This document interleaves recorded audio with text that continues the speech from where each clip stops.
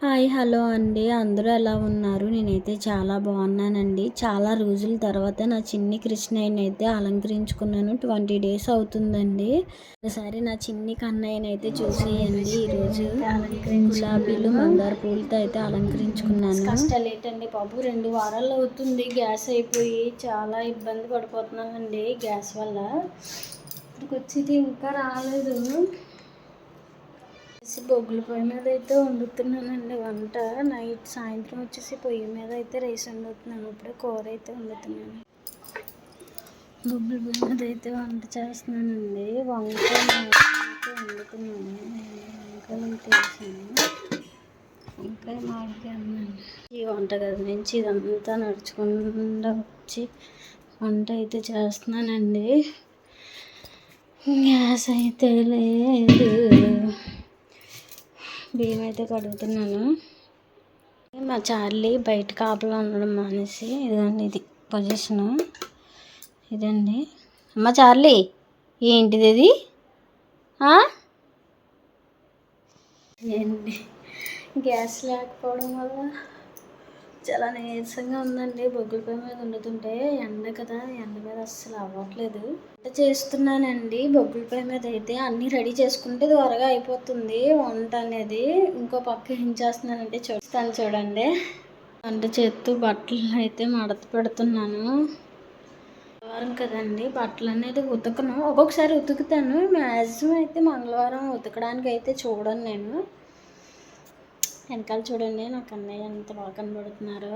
20 రోజుల తర్వాత నేనైతే కన్నయ్యకి అలంకరణ అయితే చేశానండి. చాలా హ్యాపీ అనిపిస్తుంది. వంట అంతా అయిపోయాక చూపిస్తానండి. బాయ్. పడుకొని అయితే దివ్య అయితే వచ్చిందండి. ఇక్కడ చూడండి మా చార్లీ అన్ని విన్యాసాలు అన్నీ చేస్తుంది.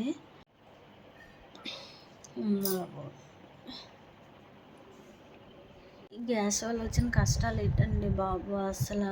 నాది వచ్చేసి భారత గ్యాస్. వాళ్ళకి ఫోన్ చేస్తుంటేనేమో కంపెనీకి రాలేదు గ్యాస్ అని చెప్పేసి అంటున్నారండి వాళ్ళు. ఇప్పుడేమో మా ఆయన మా అత్తయ్య వాళ్ళది హెచ్పి అండి. వాళ్ళది 2 బండ్లు ఉంటే ఒక బండి పట్టుకొని వెళ్ళారు. అక్కడ కూడా కొట్టేసుకొని తిట్లు అన్నీ పడిపోతున్నారంట. బొగ్గుల పొయ్యి మీద అయితే వండుతున్నానండి. చాలా నీరసం వచ్చేస్తుంది ఎండ వల్ల. మా ఇల్లు వచ్చేసి కొద్దిగా రేకులు ఇల్లే కదా, లోపల సీలింగ్ వేసినా సరే అయినా వేడి దిగుతుందండి. ఉదయాన్నే పొయ్యి మీద వండుదాం కదా అనేసి అంటే ఎండాకాలం కదండి, చల్లనీళ్ళు చేసేస్తాం స్నానం అన్నది. చేయడానికి అయితే వెళ్ళారండి. ఇప్పటికీ కూడా రాలేదు. మధ్యాహ్నం పని కూడా పోయినట్టే. మానేసుకొని మరీ ఆ గ్యాస్ కోసం చూడాల్సి వస్తుందండి. వచ్చేయండి బాబు అంటే గ్యాస్ లేకుండా ఎలాగా అని చెప్పేసి అంటున్నారు. మనం దేని గురించి ఎక్కువగా ఆలోచిస్తామో అవే పడుకున్నప్పుడు కూడా కల్లోకి వస్తాయండి బాబు.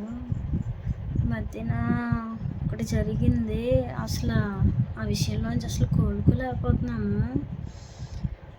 అదేంటనేది నేను నెక్స్ట్ వీడియోలో అయితే చెప్తానండి. అస్సలు దాని గురించి ఆలోచించుకుంటేనే వాళ్ళు మా దగ్గరికి వచ్చేసినట్టు అలా కళ్ళు అయితే వస్తున్నాయండి. సడన్గా అయితే లేచాను పడుకొని. అడ్లుపోయానండి. అడ్లుపోయి కాసేపు బయటికి అయితే వెళ్ళిపోయాను. అసలు మధ్యాహ్నం పూట్ల ఇంట్లో ఉండాలనిపించట్లేదండి. అదే ఆలోచన తిరుగుతూ ఉంటుంది. కుక్కున్నా సరే ఉంది కదా అని ధైర్యంగా పడుకుంటున్నాను. కానీ అదే ఆలోచన మనకి వచ్చేస్తుంది. ఇంకా అలా బయటికి అయితే వెళ్ళిపోతానండి. కాసేపు అలా కూర్చుంటాను. మైండ్ కొద్దిగా అలా ఏం కాదు, మనం ఊహించుకుంటున్నాం, అందువల్లనే వాళ్ళు వచ్చి మనకి ఏం చేస్తారు, మంచోళ్ళే కదా అనిపిస్తుందండి. నిజంగా ఆ విషయం నుంచి కోలుకోవాలి. కోలుకోకపోతే మాత్రం చాలా భయం వేస్తుంది. అంటే వాళ్ళు అలాంటి వాళ్ళని కాదండి, మంచోళ్ళే. ఇంకంతే. ఒక్కొక్కసారి ఏ టైంకి ఏం జరుగుతుందో తెలీదు, ఏం వింటున్నామో కూడా తెలీదు. నేను ఒకటే చెప్దాం అనుకుంటున్నానండి, ఉన్నంతసేపు హ్యాపీగా ఉండండి అందరితో.